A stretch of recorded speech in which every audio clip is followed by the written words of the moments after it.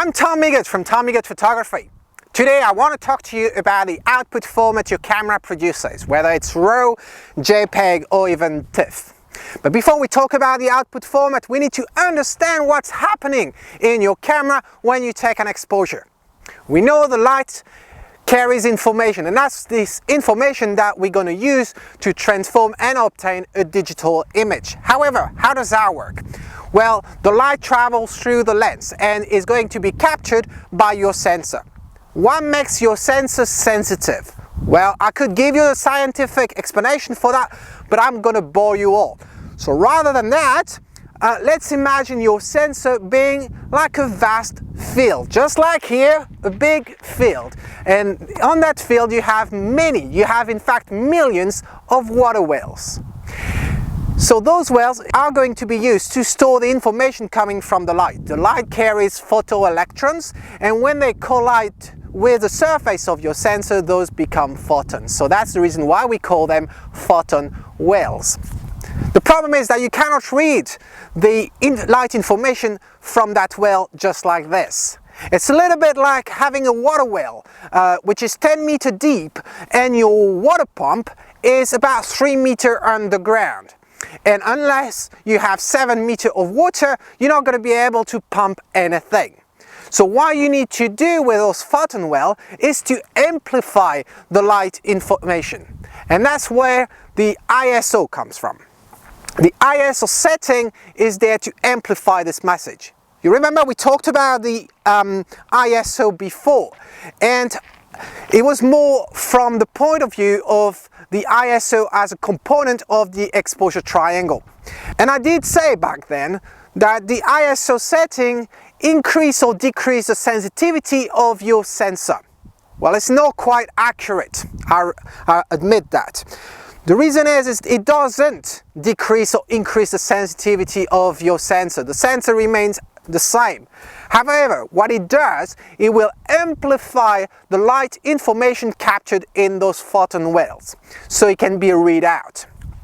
So once the ISO setting is used and amplify this message inside the photon whale, then the camera can produce data, digital data, and that's what we call the raw data, or for Nikon they call them NEF. But that raw data is what you have in the RAW format. At that stage, if your camera is set to produce a RAW format file, that's what you will get.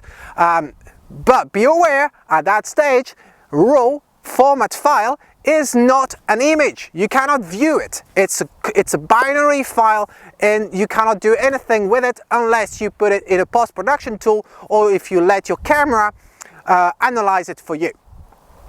So analyzing that data, we know from the other episode on the white balance that light is colorful and everything has to do with colors. And on your sensor you have millions of pixels. But we know that the millions of colors that you can achieve, they all come from combinations of 3 channels. We're talking about red, we're talking about green, and we're talking about blue. The combinations, the possible combinations of those 3 channels will produce millions variation of color. And what happens is that the camera inside will analyze that raw data, and it will calculate the proper value for all the pixels.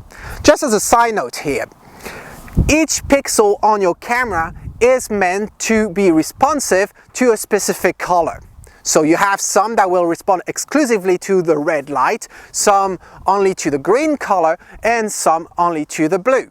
And because the human eye is more responsive to the green color, you will end up having more pixel targeting the green color than of blue or red. All right, that's just for the side note. So in your camera at that stage, you have a program inside your camera that's going to analyze that raw data and transform that raw data into color information. And that's what we call the Bayer interpolation. Interpolation is just a big word meaning calculation, analysis. After that, you're starting having some color, and you need to apply some settings. You remember on your camera you probably have said something about the saturation, about the sharpness, about the contrast, and of course the white balance that we talked recently. Well, that's where your camera is going to take all those settings and apply them to that raw data after it's been analyzed with the pixel color. And finally then, it will produce you a JPEG or a TIFF for some other camera that allows you to do that. What is JPEG? Well, JPEG is a file format for image, for digital images. The problem with JPEG, it is a lossy compression format, meaning that every time you produce, you edit and save a JPEG image, you are bound to lose some data. No matter what you do, you're bound to lose some data because of that lossy compression. You can adjust that compression level in your camera or on softwares as well. On your camera, you will be able to obtain either a large JPEG or a small JPEG, and obviously the smaller JPEG you want to go for, the more you compress the data and the more data you're bound to lose. So you have the JPEG format at the end. For TIFF, it works the same way. The difference with TIFF is also another format for digital image. However, you can compress it just like for JPEG. The big difference, you don't lose any data. No matter how much you compress it, you don't lose any data. There's more information on this on my blog if you want to know. So you have the JPEG or the TIFF being produced. So why myself and many other serious photographers praise the RAW format? Why not going for JPEG or TIFF?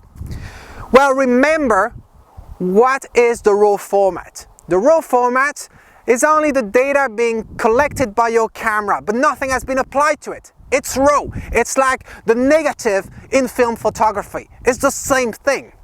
So you haven't lost anything. You have everything that the sensor has been able to capture.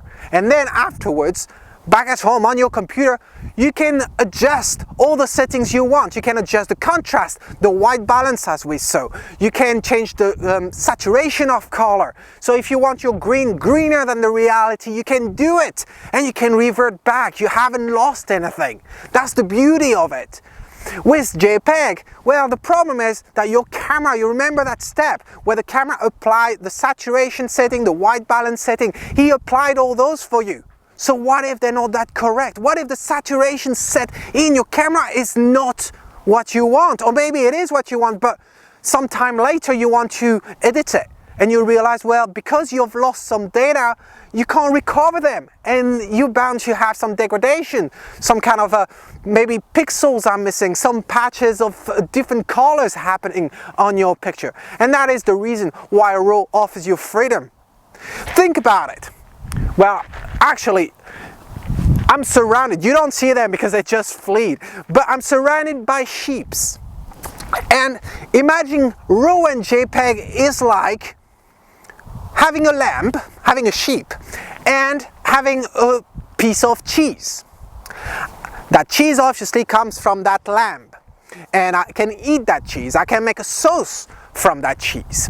I can melt that cheese. However, it would be very, very difficult with that cheese to manage to roast a leg. So if I take my lamb back home with me, I can milk the sheep. Yeah, I can get cheese if I want. I can get milk if I want. But I can also roast a leg. I can do everything I want with this lamb. So I am with plenty of power. I'm powerful with this. And that's the beauty of RAW. You're not limited. You've got exactly everything the sensor captured for you and will not apply anything onto it. And that's the reason why I, Tom Migott, shoot RAW, and many other serious photographers out there would rather shoot RAW. So you might argue about, well, Tom, okay, fair enough, okay, you like RAW, but if RAW is so fantastic, why all the camera do not produce that format? Well, that's a good question, as a matter of fact, but there's a very simple answer for that.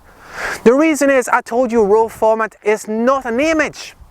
It's a digital file sure, but it's not an image, so you can't see it, you can't view it, you need to work with it, you need to put it in a software post-production to produce an image.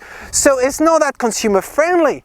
If I take an image with a camera on the phone, for example, I can share that JPEG. I can view it straight away after taking the shot.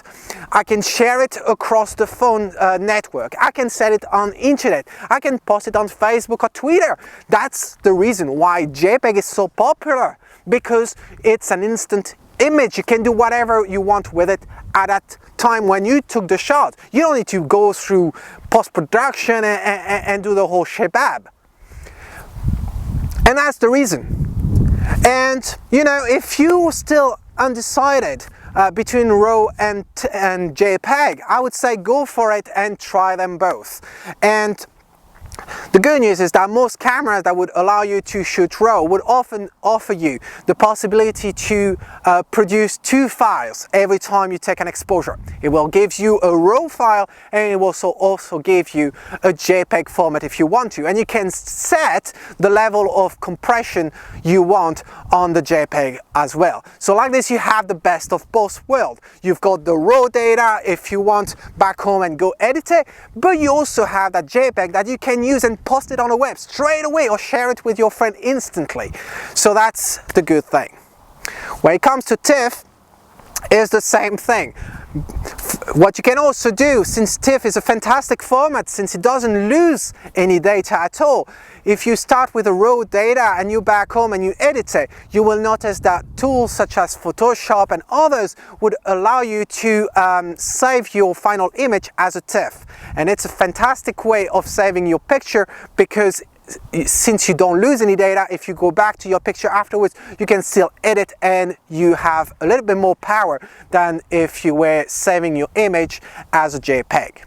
I put a huge amount of information on my blog, as usual, tommygotphotographyblog.com. And if you've got questions, well, you know the address is ask@tommygotphotography.com, and I'll do my best to answer all your questions. Well, talking about lamb, talking about cheese, all that made me pretty hungry, so I'm gonna go home for dinner. And until next time, this is Tommy Gott saying, if you like it, well, capture it.